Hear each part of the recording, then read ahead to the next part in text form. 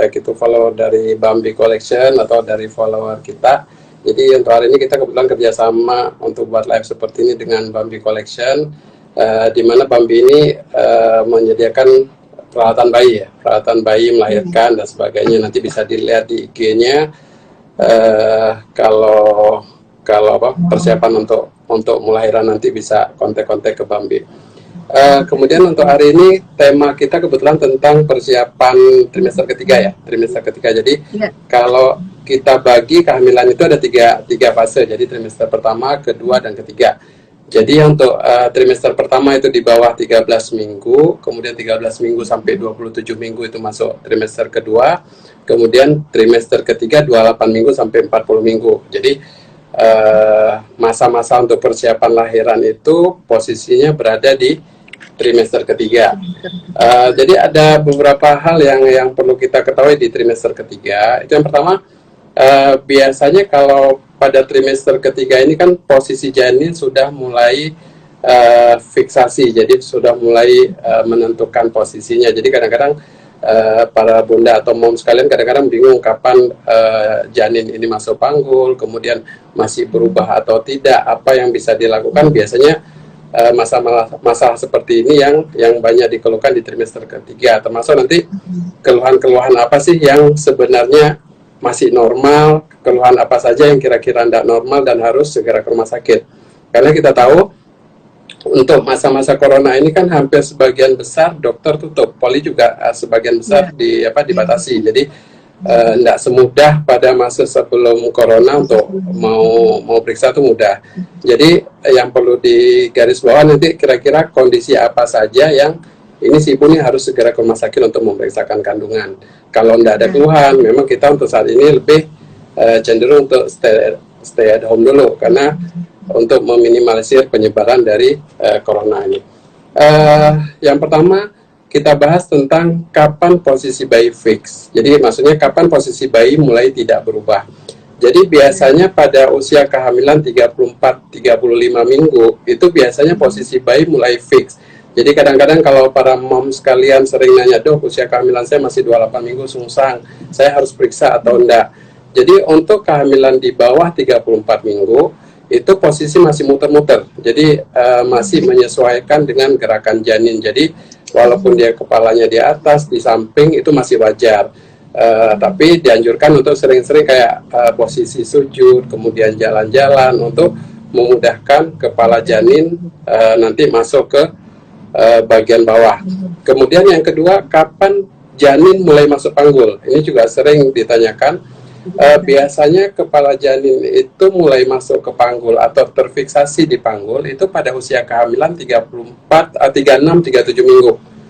Jadi di 36-37 minggu baru posisi bayi mulai fix. Jadi kalau kapan dok masuk panggul? Biasanya pas mendekati perkiraan lahiran, jadi sekitar 36-37, karena kita tahu bayi ini normalnya lahir itu 37-40 minggu. Ada beberapa pasien yang sampai lewat waktu sampai 41 minggu.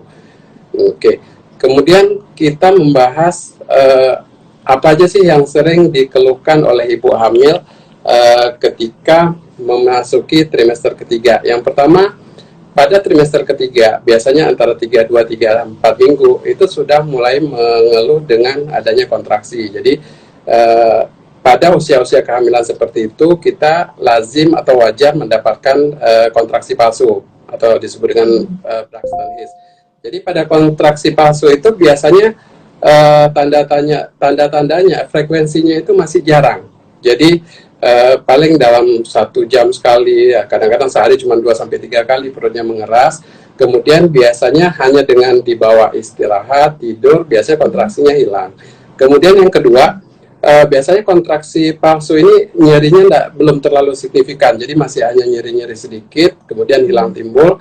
Kemudian biasanya jika si ibu berubah posisi atau berganti posisi, biasanya akan kontraksinya hilang. Kemudian pada kontraksi palsu juga tidak didapatkan keluar darah dan tidak keluar lendir. Kemudian juga tidak keluar cairan dari kemaluan si ibu. Jadi kalau kontraksi palsu itu masih wajar didapatkan pada usia kehamilan 34 minggu. Apakah jika kontraksi palsu ada, si ibu harus ke rumah sakit? sebenarnya belum diperlukan, karena memang kontraksi palsu ini normal pada usia kehamilan segitu. Jadi yang dilakukan adalah istirahat aja dulu. Biasanya dengan di bawah istirahat kontraksi palsu akan hilang. Nah, bagaimana kita membedakan dengan kontraksi yang adekuat? Kontraksi adekuat ini adalah kontraksi yang timbul pada saat wanita mau melahirkan. Jadi kita bedakan dengan kontraksi palsu. Pada kontraksi yang adekuat itu biasanya frekuensinya mulai sering. Jadi frekuensinya mulai sering. Jadi kalau yang tadi kontraksi palsu paling 1 jam sekali atau sehari 2-3 kali. Kalau kontraksi yang adekuat biasanya itu frekuensinya mulai sering, dalam 10 menit bisa 3-4 kali. Kemudian dia makin lama makin sering. Durasinya, kalau misalnya kita kontraksi itu kan banyak pegang keras. Itu ketika kita palpasi, kita pegang, itu durasinya antara 30-40 detik. Jadi ibu-ibu bisa dengan pegang dipegang perutnya, kemudian dilihat durasi. Kemudian pada kontraksi yang adekuat ini kita mulai jumpai keluar lendir. Jadi biasanya ibunya sudah mulai ada keluar lendir, kemudian hati-hati juga kadang-kadang pada kontraksi ini juga timbul pecah ketuban atau keluar air dari kemaluannya. Nah, untuk yang ibu-ibu yang sudah mengalami kontraksi yang seperti saya katakan tadi, itu sudah indikasi untuk segera ke rumah sakit. Jadi biasanya kalau udah ada kontraksinya adekuat, biasanya kita evaluasi apakah ada pembukaan atau tidak. Jika ada pembukaan, kita observasi untuk persalinan. Tapi kalau belum pembukaan, biasanya masih bisa ditunggu, karena dari kontraksi itu kadang-kadang beda-beda. Ada yang cepat 1 hari bisa lahir, ada kadang-kadang 2-3 hari masih tetap tenang-tenang ada. Jadi kita evaluasi. Kemudian keluhan yang sering, ya gimana Mbak? Maksimal itu kalau sudah kontraksi adekuat itu maksimal itu berapa lama biasanya nunggu sampai diputuskan, oh nggak bisa, ini nggak bisa nunggu lama, harus sesar gitu? Oke, jadi kalau kontraksi itu istilahnya adalah tanda-tanda pasien menuju lahiran gitu. Jadi biasanya kalau misalnya pada pasien yang hamil pertama, itu prosesnya lebih panjang dibandingkan wanita yang hamil kedua atau lebih. Biasanya begitu sudah ada kontraksi, kita evaluasi. Kalau pembukaannya masih di bawah 3 cm, kita masih bisa observasi dulu. Kadang-kadang kalau pasien tinggal dekat dengan rumah sakit, masih memungkinkan kalau untuk nunggu di rumah dulu. Karena sekarang juga berada di rumah sakit juga deg-degan, karena kita nggak tahu nih pasiennya ada yang dalam tanda kutip yang COVID ini lumayan mengganggu sebenarnya dalam pelayanan. Nah, kalau kapan kita biasanya mulai rawat inap? Jika pembukaan di atas 3. Jadi begitu kita periksa pembukaan 3 ke atas, kita baru melakukan observasi untuk kemajuan persalinan. Nah, kalau untuk pertanyaan tadi, kapan harus sesar atau tidak, itu tergantung kondisi. Jadi keputusan sesar atau tidak itu kalau di istilah kita itu indikasi obstetrik. Jadi indikasi secara obstetris, secara kedokteran kandungannya. Misalnya kalau posisinya normal, kepalanya di bawah, tidak ada masalah dengan ari-ari, tidak ada lilitan, kita masih coba normal dulu. Tapi kalau misalnya nanti progresnya melambat, di situ nanti baru kita lihat apakah perlu dilakukan induksi kah atau memang harus diambil tindakan sesar. Jadi itu semua tergantung case by case, tiap pasien beda-beda. Jadi beda ininya gitu. Oke. Kemudian yang sering juga dikeluhkan pada ibu-ibu hamil dengan ini yang sering di trimester ketiga, itu yang sering ibu keluhkan itu sakit punggung. Itu sering dikeluhkan, dok saya ini kok sering sakit punggung, kenapa ya kok sering sakit punggung? Jadi sakit punggung pada trimester ketiga itu normal. Jadi karena berat badan mulai naik, kemudian si ibu juga dengan membawa beban perut yang menggantung itu akan menyebabkan otot-otot di bagian panggung. Jadi saya ibaratkan gini, kalau kita ngangkat beban lama, otomatis belakang kita ya pegel gitu.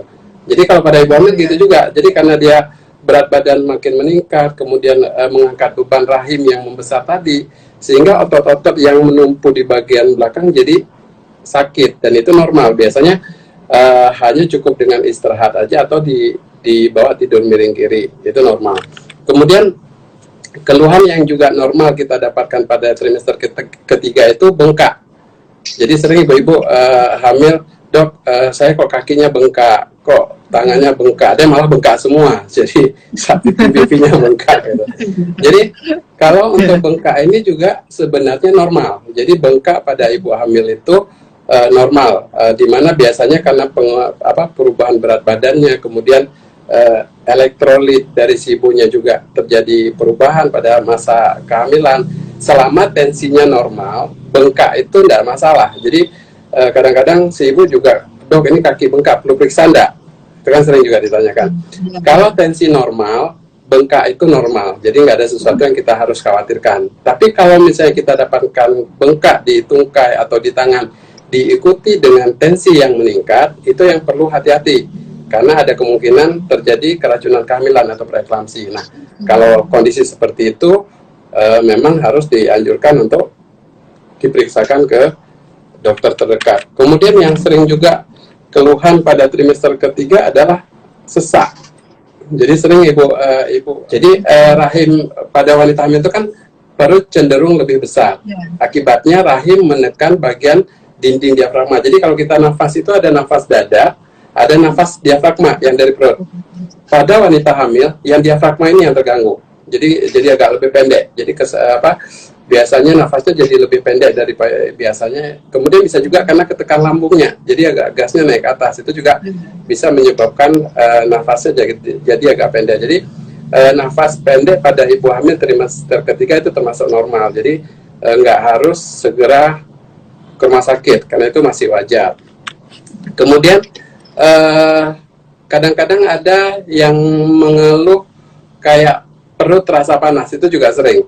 Jadi ketika dia hamilnya makin besar, itu kadang-kadang ada terasa di dadanya agak panas sampai kadang-kadang ke atas. Jadi itu normal. Jadi tadi sudah saya katakan bahwa ketika rahimnya mulai membesar, dia menekan bagian lambung sehingga asam lambung ikut naik ke atas. Itu bisa menimbulkan sensasi kayak rasa panas di bagian dada.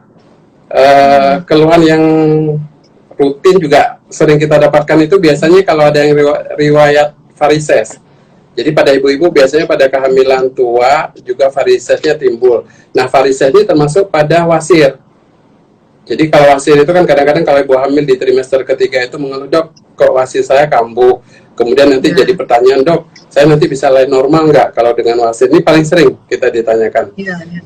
Jadi pada ibu-ibu sekalian, memang pada kehamilan trimester ketiga itu karena pembuluh darahnya semakin melebar, kemudian beban bagian tungkai bawah juga semakin besar, akibatnya pembuluh darah vena mulai melebar, termasuk yang di dubur.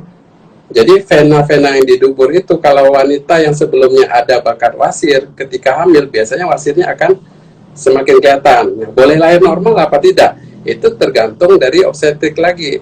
Jadi nggak semua orang wasir harus sesar, enggak.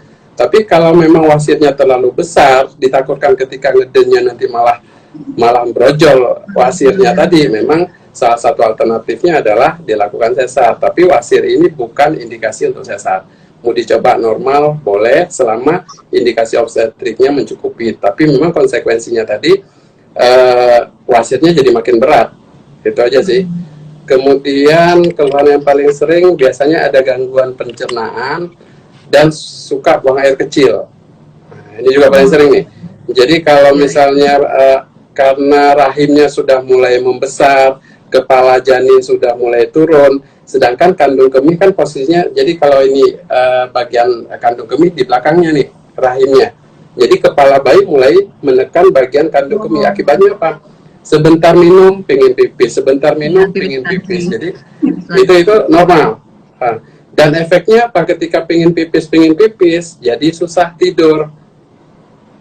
Makanya kalau pada ibu hamil trimester ketiga keluhan, dok saya susah tidur.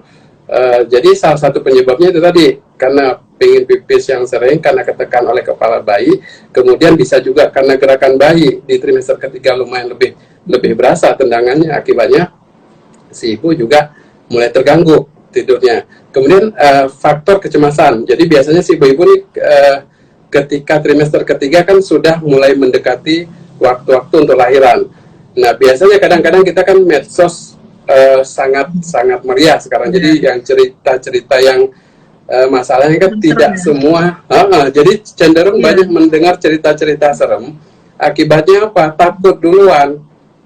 Lah nanti aku lahiran gimana nih, sakitnya gimana? Akibatnya kecemasan itu akan menyebabkan suatu gangguan di pikiran si ibu secara nggak sadar. Ketika dia tidur, kegelisahan itu timbul.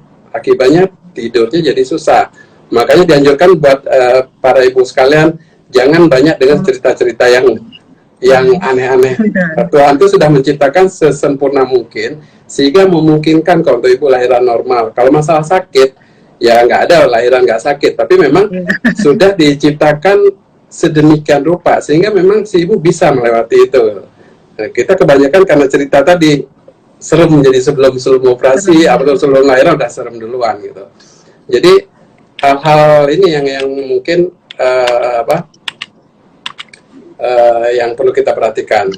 Nah, perlu saya tambahkan di sini, kapan kita harus ke rumah sakit? Ini yang penting. Soalnya seperti kita ceritakan Sekarang tadi, ya, Dok, ya.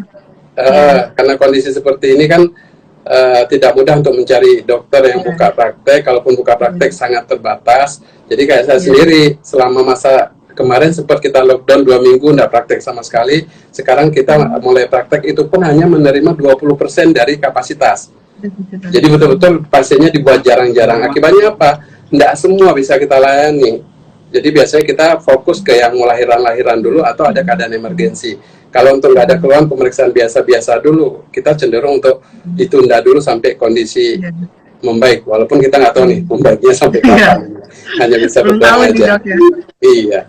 Jadi untuk ibu-ibu yang perlu saya tekankan, kapan kita harus ke rumah sakit pada trimester ketiga? Yang pertama tadi, ada tanda-tanda persalinan yang kita tadi, yang kontraksinya mulai sering, keluar lendir dari kemaluan, apalagi ketuban pecah.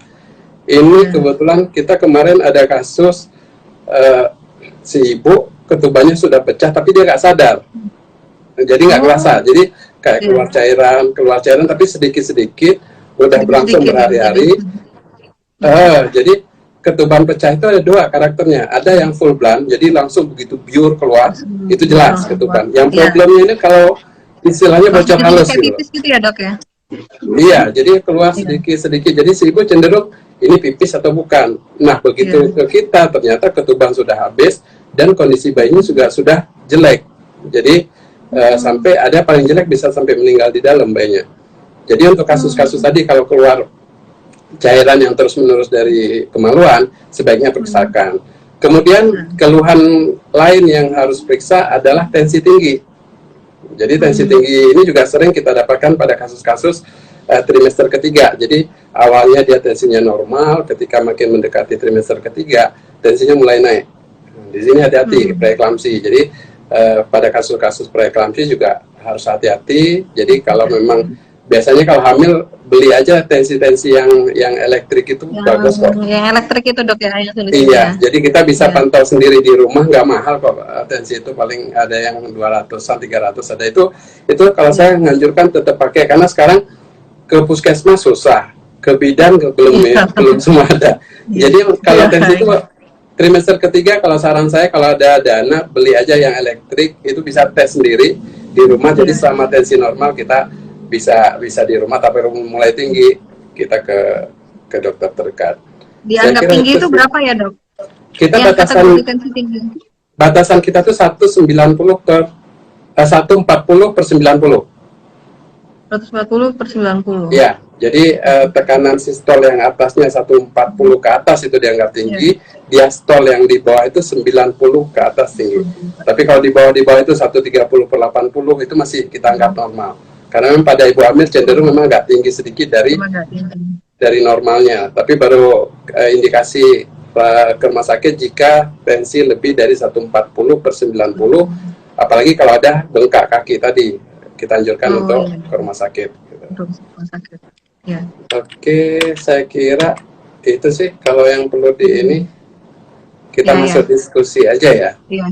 Iya. Tadi sih penjelasannya udah cukup lengkap ya. Tadi saya nyatetin juga ada untuk trimester ketiga itu yang perlu diperhatikan adalah kalau bayi itu baru melahirkan itu masuk persalinan di kehamilan 37 sampai 40 minggu gitu ya, Dok ya. Itu kontraksi Ya, palsu biasanya terjadi di 32 sampai 34 minggu. Terus ya, frekuensi harus mempelajari ini kontraksi palsu atau kontraksi sungguhan. Kalau kontraksi sungguhan itu biasanya 10 menit itu bisa 3 sampai 4 kali gitu ya, Dok ya. ya, Terus kalau trimester ketiga sakit punggung, kaki bengkak, terus sesak, perut terasa panas, wasir, gangguan pencernaan, kecemasan, itu yang biasanya sering terjadi di trimester ketiga. ya, Gitu ya, Dok. Ya. ya. Oke. Berarti ini kita lanjut ke pertanyaannya. Pertanyaannya kayaknya udah banyak banget ini, Dok. Langsung Iya, banyak pertanyaannya. Bentar iya, ya, Dok. Saya biasanya. bacain Oke. aja. Biasa. Bentar. Bentar.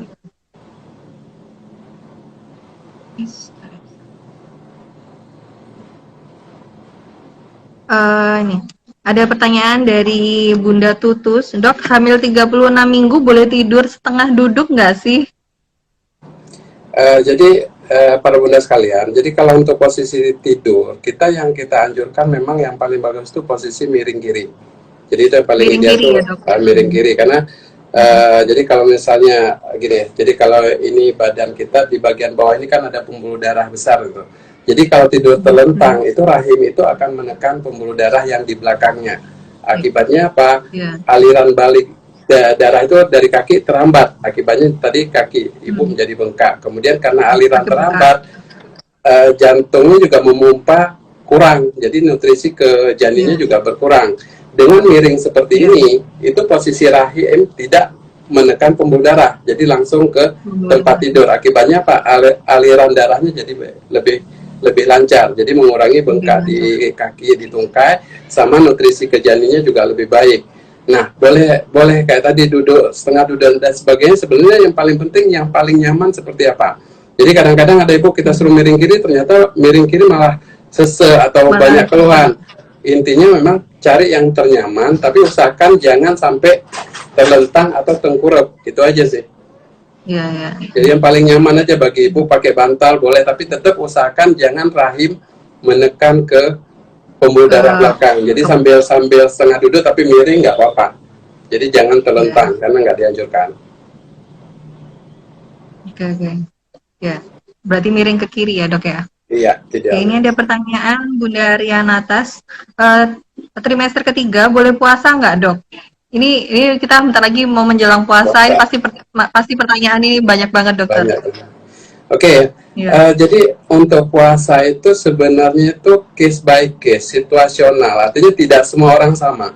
Jadi secara penelitian itu yang saya baca kemarin di Turki, bahwa ibu yang hamil puasa dengan hamil yang tidak puasa, ternyata outcome janinnya sama. Artinya puasa itu tidak berpengaruh pada outcome. Jadi luaran dari bayi ketika lahir itu ternyata tidak ada pengaruh. Jadi tidak menyebabkan bayinya makin kecil dan sebagainya. Tetapi itu case by case. Jadi kalau memang besar janinnya normal, kemudian tidak ada kontraindikasi si ibu untuk puasa itu boleh. Nah, kapan si ibu tidak dianjurkan melanjutkan puasa? Biasanya kalau pasien saya suruh coba dulu. Bu, coba ibu puasa dulu. Nanti kalau saat ibu berpuasa mulai timbul keringat dingin, kemudian terasa kayak orang hipoglikemi, jadi kekurangan zat gula, kemudian perutnya cenderung keras atau kontraksi yang berlebihan, itu stop. Jadi selama dia puasa dan tidak ada keluhan seperti yang saya katakan tadi, lanjutkan aja puasanya. Tapi jika ada tanda-tanda gawat seperti tadi, langsung stop, makan, istirahat. Jadi makanya dibilang boleh atau tidak sangat tergantung pada kondisi si ibu.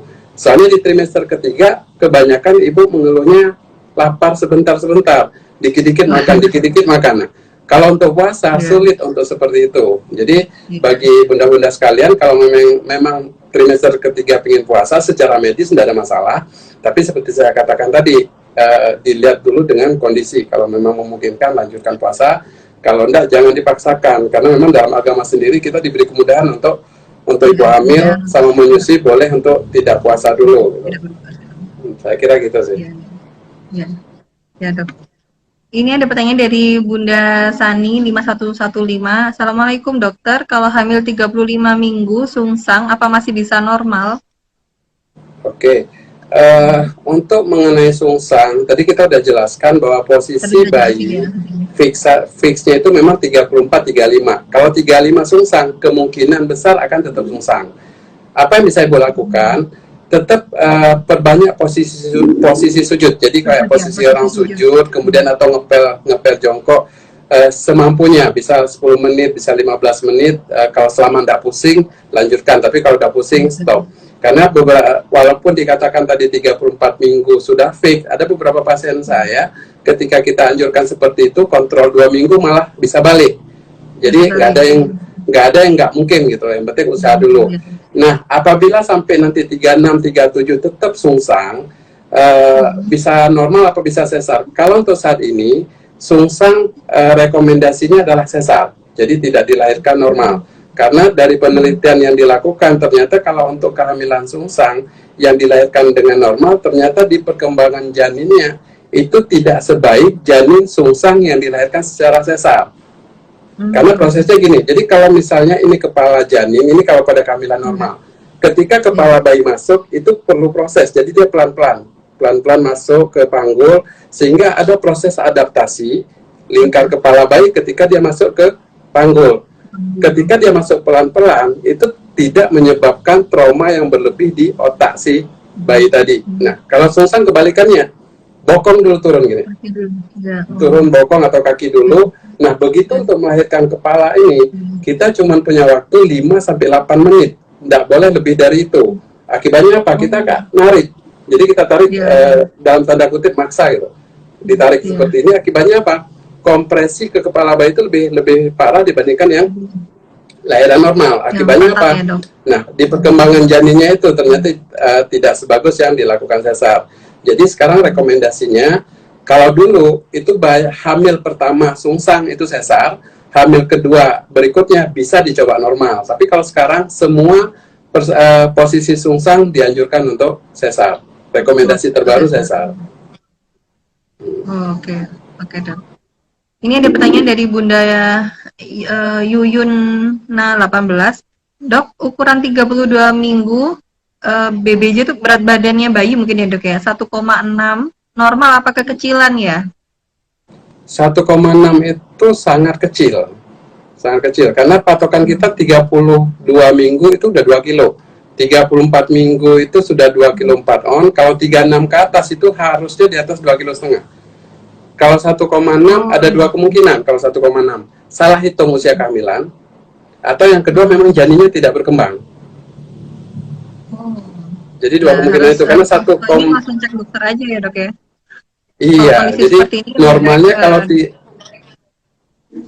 iya, karena kadang-kadang gini, si ibu lupa haid, itu paling sering. Jadi si ibu lupa haidnya, hitungannya sudah 36 minggu, begitu kita USG, ukuran bayinya tidak sesuai gitu. Jadi kalau untuk kasus gini, kalau ditanya 36 minggu berat 16 itu normal atau tidak, sangat tidak normal. Tapi apakah memang si janin itu betul-betul kekecilan atau tidak?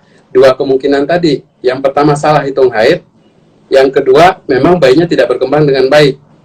Dan untuk menentukan, konsultasikan dengan dokter terdekat. Ini 32 minggu sih Dok.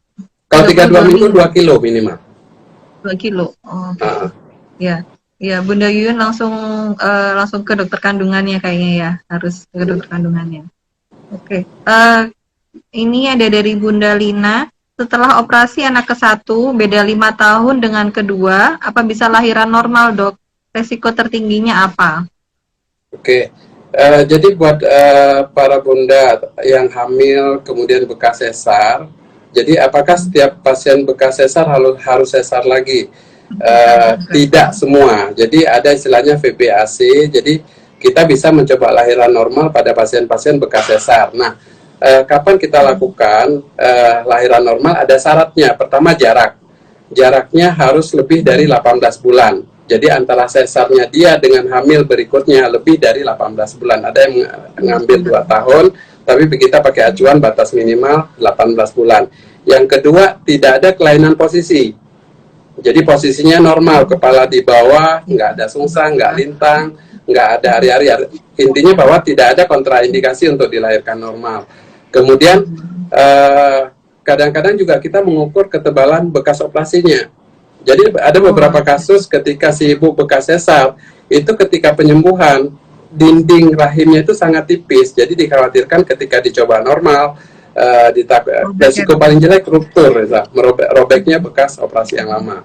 Jadi kalau pertanyaan tadi bisa normal apa tidak, bisa saja normal selama syarat-syaratnya terpenuhi, tapi kalau secara statistik, pasien-pasien bekas sesar 60-80% akan berakhir dengan sesar lagi. Jadi lebih banyak yang harus sesar lagi dibandingkan dengan berhasil kita coba normal. Karena kadang-kadang pada pasien bekas sesar kita coba normal pun biasanya nyerinya beda. Lebih nyeri kalau misalnya kalau pasien yang sebelumnya normal dicoba normal dengan pasien yang bekas sesar dicoba normal, itu nyerinya beda. Jadi kasus kita jadi beberapa yang kita sudah ini, gimana? Nyerian sesar, terus ya, berarti nyerian sesar terus habis itu normal lebih nyeri gitu ya? Oh, iya, karena kebanyakan kita ketika coba normal pun kebanyakan ibunya nggak kuat, jadi angkat tangan ampun gitu, buka 3, buka 4 kesakitan, habis itu nyerah, akhirnya sesar juga. Tapi yang paling penting saya tekankan, bagi ibu-ibu yang bekas sesar, kalau pengen lahiran normal, tidak boleh di klinik, tidak boleh di puskesmas, tidak boleh di bidan, harus di rumah sakit. Jadi kenapa kita katakan harus di rumah sakit? Karena melahirkan normal bekas sesar itu adalah resiko tinggi. Jadi ada resiko-resiko tadi, ruptur uteri, robek rahim. Jadi kalau di rumah sakit begitu kita evaluasi ada tanda-tanda bahaya, kita untuk menuju sesar cepat. Tinggal pindah dari kamar bersalin ke kamar operasi, langsung operasi. Cepat, jadi bisa life savingnya lebih mudah. Kalau dicoba di bidan, begitu ada komplikasi, nyari ambulan dulu kalau ada. Ambulannya terus transportasi macam-macam, belum lagi nanti ada halangan di jalan, jadi terlalu beresiko. Jadi intinya boleh lahiran normal selama syarat tercukupi dan lahirannya di rumah sakit. Lahirannya di rumah sakit. Gitu. Oke. Ya, Dok. Dokter, ini kalau hamil 36 minggu perut sering kembung, wajar atau tidak ya, Dok? Nah, tadi kita udah jelaskan juga pada kehamilan 36 minggu itu rahim itu cenderung untuk menekan lambung. Diafragma. Jadi keluhan yang paling, jadi lambungnya ketekan nih sama rahimnya. Akibatnya apa? Yang tadi cenderung mual timbul lagi. Jadi kalau dulu trimester pertama mulai mual, trimester kedua tenang. Ya.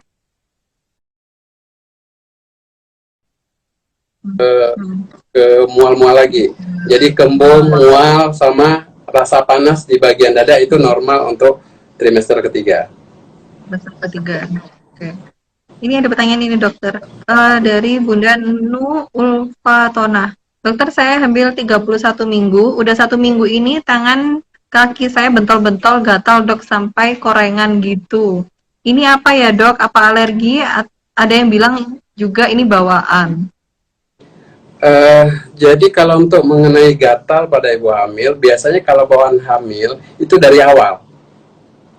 Jadi dari awal hamil, kemudian jadi kan pada ibu hamil itu kan biasanya keluhan gatal-gatal itu wajar karena pengaruh dari progesteron. Jadi perubahan hormonal pada ibu itu kadang-kadang ada yang bawahnya jerawatan, ada yang timbul kayak bentol-bentol di badan, ada yang parah, ada yang enggak, tergantung ininya. Tapi kalau timbulnya baru-baru aja, kebanyakan memang kelainan kulit tersendiri, apakah itu alergi, salah makan, dan sebagainya. Kalau saya sendiri biasanya kalau ada timbul gatal pada ibu hamil seperti ini, biasanya saya konsulkan ke dokter kulit dulu untuk memastikan ini bukan karena bawaan hamil. Kalau memang dari dokter kulit mengatakan aman, ya sudah, berarti bawaan hamil, nggak ada tindakan yang spesifik. Tapi kalau memang ternyata dari salah makan tadi, biasanya diterapi. Jadi bisa karena kehamilan, bisa bukan. Untuk lebih jelasnya sebaiknya memang konsultasikan dulu dengan dokter kulit untuk menentukan kasusnya yang mana. Oke. Ya. Oke, dokter.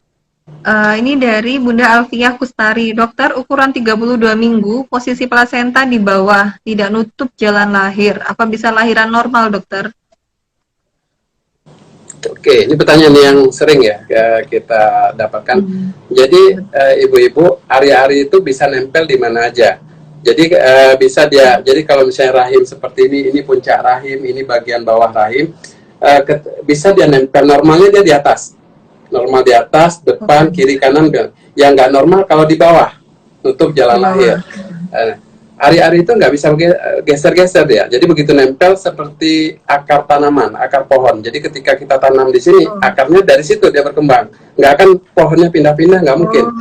Jadi kalau dia dari awal ya Dok ya? Dari awal proses nempelnya. Jadi ketika misalnya sel telur kemudian ketemu sama sperma kemudian masuk ke dalam rahim, jatuhnya di mana?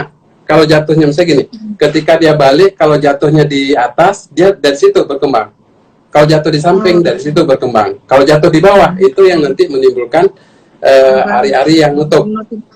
Nah, jadi kita menentukan plasenta previa itu di usia kehamilan 27 minggu. Jadi di 27 minggu itu sudah nggak akan berubah lagi, jadi sudah fix. Apakah dia nutup semua, apakah dia nutup sebagian, apakah hanya plasenta letak rendah, itu di 27 minggu kita menentukan. Kalau di atas 27 minggu, ya sudah. Kalau dia nutup semua, sesar, mutlak. Jadi nggak mungkin kita lahir normal. Kalau nggak nutup? Makanya tergantung derajatnya. Kalau dia nutup full, sesar. Kalau dia nutup sebagian, itu tergantung proses. Jadi kalau begitu pembukaan darah yang keluar dulu, sesar. Tapi kalau begitu pembukaan tidak disertai keluar darah segar, masih bisa dicoba normal, tapi di rumah sakit. Tapi kalau di belakang dan tidak nutup, tidak ada masalah. Kita boleh lahirkan normal. Tapi tetap sampai plasenta letak rendah pun kita anjurkan lahiran normalnya di rumah sakit untuk jaga-jaga apabila nanti ada kasus perdarahan atau tidak. Gitu. Jadi tergantung posisi ari-arinya. Gitu. Oke. Ya dokter. Ini ada pertanyaan. Mungkin ini juga sering ditanyakan nih. Dari Bunda Alfiani Nurul, Dok, untuk mata minus tinggi apa bisa lahir normal, Dok? Karena kemarin kontrol disarankan untuk sesar. Oke, ini pertanyaan yang sering. Saya pernah diskusi sama dokter mata. Sebenarnya tidak ada hubungan minus dengan harus normal apa sesar. Nggak ada hubungan sebenarnya. Oh, minus tinggi harus normal. Oh, minus tinggi harus sesar, nggak ada sebenarnya. Tapi memang simpelnya gini. Kalau kita membagi dua ya. Kalau minus di bawah 5, itu boleh lahir normal. Kalau minus di atas 5, itu biasanya kita anjurkan untuk ke dokter mata, nanti dilihat kondisi retinanya. Kalau retina itu saraf yang berada di belakang mata. Kalau retinanya itu normal, tidak ada degenerasi, tidak tipis, tidak ada kelainan, walaupun di atas 5, normal boleh. Tapi kalau misalnya di atas 5, kita dapatkan gangguan di retinanya, memang dianjurkan untuk lahiran secara sesar, karena ditakutkan ketika si ibu ngeden, tekanan bola matanya ikut meningkat, akibatnya terjadi displasi atau robekan pada retinanya, akibatnya si ibu tidak bisa melihat sama sekali, dan itu nggak ada obatnya. Resikonya itu, jadi bisa kehilangan penglihatan. Tapi memang persentasenya kecil banget, 0,3 sampai 3%. Jarang kasus ini terjadi. Jadi kalau saran saya sih amannya dicek ke dokter mata dulu. Kalau retinanya bagus, dokter matanya bilang aman, ya enggak apa-apa, dicoba normal, enggak ada masalah, walaupun minusnya di atas 5. Ya. Oke, dokter. Ini dari Bunda Novika. Kalau di bagian pangkal paha sering sakit atau jarum, itu apakah janin sudah masuk panggul, dok? Oke, untuk masuk panggul, itu biasanya dokter kalau memeriksa itu kan di atas 3-6 minggu. Masuk panggul itu bisa kita lakukan dengan pemeriksaan dalam. Biasa kita lihat kepalanya sampai kemana, atau dengan USG biasanya bagian wajahnya udah mulai nggak kelihatan. Nah, kalau misalnya si ibu ini nggak ke dokter nih, tapi ada nggak tanda-tanda kepala masuk panggul atau tidak? Biasanya kalau masuk panggul itu yang pertama adanya perubahan bentuk perut. Jadi kalau biasanya nonjolnya agak atas, ketika masuk panggul dia agak turun ke bagian panggul. Yang kedua, nafasnya yang tadi agak sesek, ketika turun panggul dia malah lebih enak nafasnya, karena tadi rahim yang tadi tinggi agak turun. Kemudian frekuensi kencingnya makin sering. Jadi tadi karena ketekan tadi makin sering. Kemudian tadi yang jarum tadi, jadi keluhan nyeri di bagian otot-otot panggul itu semakin kerasa. Jadi lama berdiri aja jadi nggak nyaman. Jadi kalau pertanyaan tadi apakah itu tanda-tanda, kemungkinan besar ya. Malah kadang-kadang bukan hanya di bagian pangkal paha, di punggung juga. Karena dia kan ketika masuk seperti ini, dia menekan otot selingkarannya itu. Jadi sampai ke otot belakang juga biasanya ikut jarum semua. Itu salah satu tanda-tanda kepala bayi sudah masuk panggul. gitu. Ya, dokter. Ini ada pertanyaan dari Bunda Nisu. Dok, hamil 34 minggu, bayi 2,1 kilo. Cukup nggak beratnya? Kalau kurang, bagusnya makan apa biar nambah berat dengan cepat? Ya. 34 minggu range normalnya 21 sampai 24. Jadi Jadi masih normal ya, dok masih ya? normal. Jadi makanan biasa aja, saya kira nggak perlu terlalu dipaksa, nanti takutnya malah kelewatan, malah kebesaran. Jadi selama di range normal itu saya kira untuk konsumsi masih seperti biasa, jadi nggak usah dikejar nanti makan manis-manis dan sebagainya, malah nanti kelebihan. Saya kira masih normal segitu. Emang kalau boleh tahu dok, untuk dikategorikan ini bayinya overweight itu berapa kilo ya dok? Kalau dikatakan bayi besar itu Yang bisa kalau lahir, normal ya, yang bisa normal, ya yang bisa lahir batasan kita normal. 4 kilo. 4 kilo. Jadi 4 kilo Berarti ke kalau atas itu termasuk makrosomia bayi besar. Kalau 4 kilo ke bawah itu masih dikatakan normal. Tapi rata-rata kan lahiran normal itu 2,5 sampai 3,5, rata-rata segitu. Paling besar 4 kilo masih bisa kita lahirkan, tapi tergantung juga sama ukuran panggul sama tinggi badan ibu. Jadi kalau secara definisi bayi besar itu di atas 4 kilo. Oke. Ya, dok. Ini. Assalamualaikum dokter, kalau dari 34 minggu kepala janin sudah mulai masuk panggul, apa masih ada kemungkinan naik lagi dok? Terima kasih. Belum masuk mungkin ya dok kalau 34 ya? 34 minggu itu biasanya ke fix, posisi fix. Jadi beda antara posisi fix dengan masuk panggul. Posisi fix itu udah nggak muter-muter lagi gitu. Jadi kalau kepala di bawah, belum tentu juga artinya kepalanya sudah masuk panggul. Karena ada dua pengertian yang berbeda. Karena kadang-kadang si ibu ini, dok, ini kepala udah di bawah, berarti udah masuk panggul gitu ya dok? itu berbeda. Jadi kalau masuk panggul itu sudah inject, artinya sudah masuk ke dalam panggul. Tapi kalau kepala di bawah itu masih di atas panggul. Jadi lingkar panggul itu gini, kepalanya di atasnya sini, itu kepala di bawah. Masuk panggul, masuk. Gini. Bedanya itu. Kalau 34 minggu itu posisi fix, bukan masuk panggul. Jadi posisi fix itu posisi bayi sudah nggak muter-muter lagi. Jadi kalau kepala di bawah, biasanya dia akan tetap di bawah gitu. Tapi apakah masuk panggul? Nanti kita evaluasi lagi di 36, 37 minggu. Gitu. Ini ada pertanyaan lagi. Dokter, ukuran 38 minggu, lendir kayak keputihan itu normal nggak ya dok? Oke. Seperti kita singgung sebelumnya tadi, jadi hati-hati dengan ketuban pecah yang tidak disadari gitu. Jadi kalau hanya sekedar kalau lendir itu biasa konsistensinya agak kental ya, agak kental. Sedangkan kalau ketuban dia seperti pipis. Jadi cuma bedanya gini, kalau misalnya keluar seperti pipis, cair seperti pipis tapi lewat vagina, itu ketuban pecah.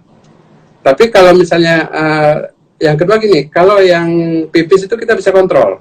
Jadi ketika kapan mau pipis, enggak itu bisa kontrol. Tapi kalau ketuban enggak bisa dikontrol. Kalau dia keluar aja gitu.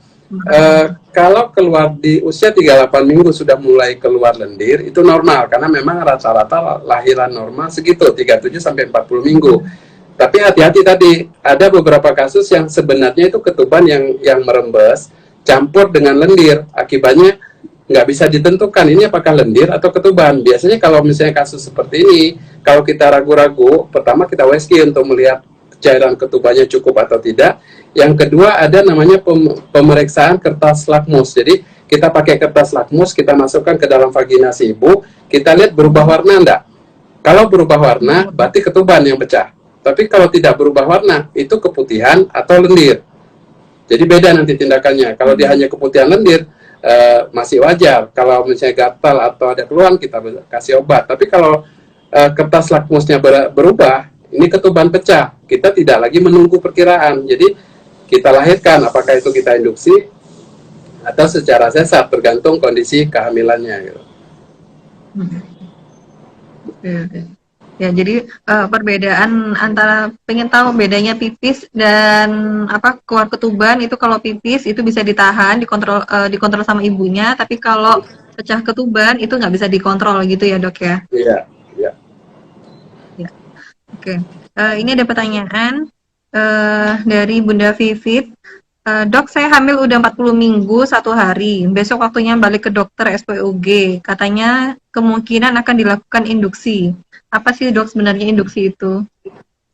Oke, jadi induksi itu adalah usaha untuk usaha bantuan, misalnya usaha bantuan induksi persalinan itu kita memberikan obat-obatan yang bertujuan untuk meningkatkan kontraksi. Jadi persalinan buatan dengan memakai obat. Jadi biasanya kita lakukan pada kehamilan lewat waktu atau tadi ketuban pecah. Jadi kalau pasien sudah ketuban pecah, kita induksi biar dia lahir normal. Jadi untuk kasus-kasus yang bisa dilahirkan dengan normal, untuk mempercepat proses lahiran kita lakukan induksi. Bisa dengan dikasih obat minum, tapi kalau sekarang lebih mudah diberikan dengan obat infus. Jadi pasien nanti diinfus, dimasukkan obat secara infus, nanti kita ukur dosisnya, kita rangsang rahimnya untuk berkontraksi. Jadi induksi itu usaha persalinan buatan dengan tujuan untuk mempercepat persalinan dengan memakai obat-obatan. Bahasa awamnya sih seperti itu.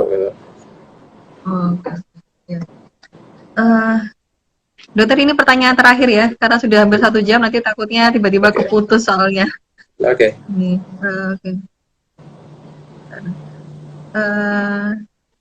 Dokter, saya baru 2 hari pasca operasi sesar. Kalau sakit pinggang sesar, kalau pinggang sakit itu apa bekas biusnya ya dok? Oke, ini keluhan yang wajar untuk pasien-pasien bekas sesar. Jadi kalau nyerinya di area depan, di area bekas operasi, itu keluhannya Pak, keluhan operasi. Kalau di perut atas, itu kayak di lepan itu normal ketika rahim mengecil. Jadi ketika hamil kan rahimnya besar. Bayi dikeluarkan, rahim ini akan kembali mengecil ke ukuran semula. Jadi involusi namanya. Jadi kalau involusi itu yang dikeluhkan, yang dirasakan oleh ibu seperti orang dilepan ketika menstruasi. Itu keluhan-keluhan yang berhubungan dengan sesar. Kalau nyerinya di belakang, di punggung, apalagi kadang-kadang naik sampai ke atas, pusing dan sebagainya, itu bagian komplikasi atau keluhan-keluhan yang berhubungan dengan anestesi. Jadi anestesi itu kan di tulang punggung dimasukkan obat itu. Kadang-kadang itu nyerinya itu bisa tetap bertahan, ada malah yang bertahan sampai berbulan-bulan. Jadi dia udah sesar 1 bulan 2 bulan yang lalu, tapi tetap masih mengeluh nyeri. Dan itu masih tergantung kondisi ibunya kan ya dok ya? Tidak semua akan merasakan seperti ini. Ada yang merasakan, ada yang tidak. Tapi keluhan-keluhan itu masih keluhan wajar pada pasien-pasien yang dibius di belakang gitu. Itu keluhan dari komplikasi anestesi dan itu masih normal. Biasanya kita hanya cukup dengan memberikan antiinflamasi kayak obat-obat Mevinal, asam mefenamate, itu bisa untuk membantu mengurangi nyeri yang di punggung gitu. Oke. Bentar, dok. Ini 1 pertanyaan lagi dok, terakhir dok. Oke, siap. Usia berapa minggu kalau harus melakukan sesar dok? Yang dinyatakan siap untuk operasi sesar itu berapa minggu dok? Oke, jadi usia kehamilan rata-rata bayi lahir itu 37 sampai 40 minggu. Jadi dikatakan cukup bulan itu memang antara 37 sampai 40 minggu. Tapi kalau kita rekomendasi untuk dilakukan sesar itu sebenarnya semakin dekat ke 40 minggu, semakin optimal kondisi bayi. Jadi kalau bayi dilahirkan 37 dengan bayi 40, itu tetap lebih bagus bayi yang 40 minggu. Tapi masalahnya sebelum 40 kadang-kadang kontraksi sudah sering timbul. Makanya biasanya kita ambil garis tengah antara 38 sampai 39. Jadi idealnya di 38 sampai 39. Pada kondisi tertentu kadang-kadang kita bisa lahirkan di 37 minggu. Cuman tadi kadang-kadang 37 minggu, kalau dari sisi kita dokter kandungan 37 minggu sudah kita anggap cukup bulan. Tapi dari dokter anak 37 minggu ini masih dimasuk kategori prematur akhir. Jadi kadang-kadang masalah di situ. Jadi dokter anak menganggap ini masih prematur akhir, kita sudah cukup bulan. Makanya kalau mau sama-sama enak tadi 38 ke atas dari dokter anak sudah nganggap cukup bulan, dari kita juga sudah aman. Jadi rata-rata 38 sampai 39. Oke dokter. Ini pertanyaannya sebenarnya masih banyak banget, cuman nggak mungkin cukup 1 jam ya. Iya, nggak kerasa ya 1 jam ya. Iya, udah 1 jam ini dok. Iya. Nanti kita ada mau live lagi sama dokter Rizal nanti tanggal 6 Mei ya dok ya. Jadi pertanyaannya ditahan dulu, nanti 1 minggu kemudian kita akan live bareng lagi sama dokter Rizal. Dokter, ada ini nggak pesan-pesan nggak buat ibu-ibu hamil yang udah trimester ketiga seperti ini, kan sekarang kan juga ada COVID-nya ini, ada COVID-19 ini, sebenarnya kecemasan tuh akan semakin berlebih ya, karena takutnya nanti waktu pas lahir ini gimana itu kan lebih cepat lah kalau kondisi kayak gini. Ada pesan Jadi nggak, intinya Dok? sih seperti kita singgung yang tadi, karena kondisi seperti ini tetap ini dulu stay safe dulu lah, stay at home dulu. Tapi pada kondisi-kondisi yang emergensi seperti tadi, baru ke rumah sakit terdekat. Ya itu aja sih sebenarnya, karena udah banyak kita jelaskan di tadi.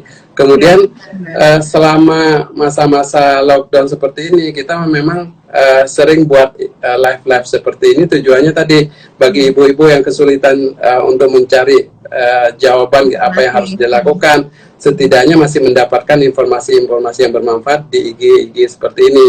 Jadi ya ikutin aja, nanti kita sering buat live seperti ini. Nanti kalau ada pertanyaan yang bisa kita jawab di sini. Jadi mengikuti anjuran pemerintah, jadi konsultasi online sekarang. Jadi jangan lupa di follow Instagram kita, juga jangan lupa Bambu ya, Collection di follow juga, Bambi. Oke. Nanti kita akan ada sering live gini kok. Jadi ibu-ibu kalau ada pertanyaan, memang kita nggak bisa jawab semua kan, banyak ini yang nanya sampai berapa? Banyak banget ini, Dok. Iya. Banyak banget ini, Dok. 400-an, ada 400-an yang nanya. Jadi. Iya. Pada antusias semua ini, Dokter. Oke, Dokter, saya terima kasih banyak, Dokter. Kita jumpa lagi nanti tanggal 6 Mei. Kita akan sering-sering live bareng Dokter Rizal. Oke, siap. Oke. Terima kasih, Dokter. Stay safe, Dokter. Selalu jaga kesehatan buat ibu-ibu hamil di Jombang. Oke, seluruh Dokter. Jawa Timur ya. Oke, ya. Assalamualaikum. Waalaikumsalam.